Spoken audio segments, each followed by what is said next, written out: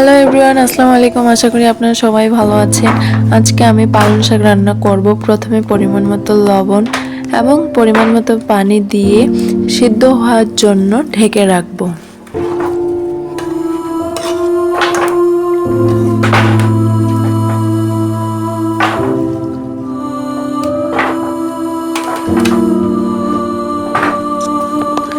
এখন শাকগুলো উল্টে পাল্টে দিয়ে ঢেকে রাখবো সিদ্ধ হওয়ার আগ পর্যন্ত।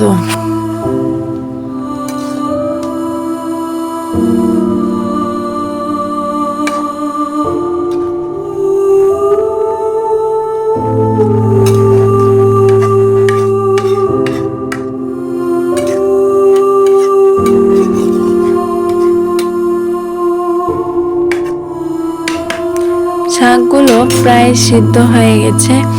এখন ছাঁকনিতে ঢেলে দিব পানি ঝরার জন্য।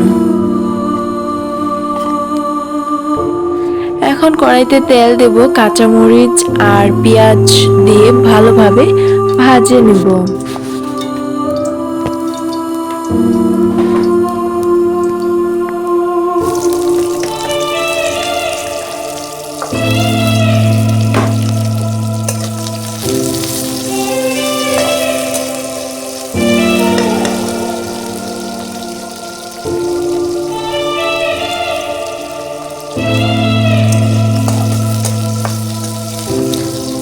কাঁচামরিচ পেঁয়াজ লাল করে ভাজা শেষ।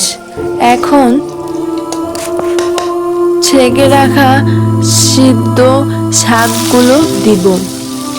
শাকগুলো ভালোভাবে ভাজে নেব লাল করা কাঁচামরিচ পেঁয়াজের সাথে।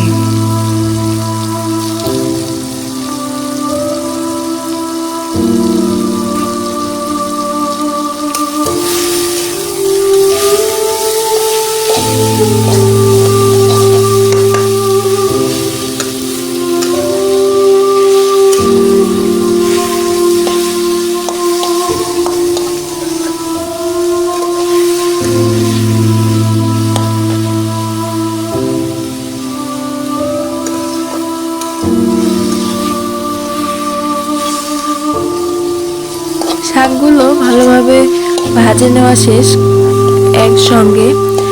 এখন শাকগুলো রান্না করা প্রায় শেষ।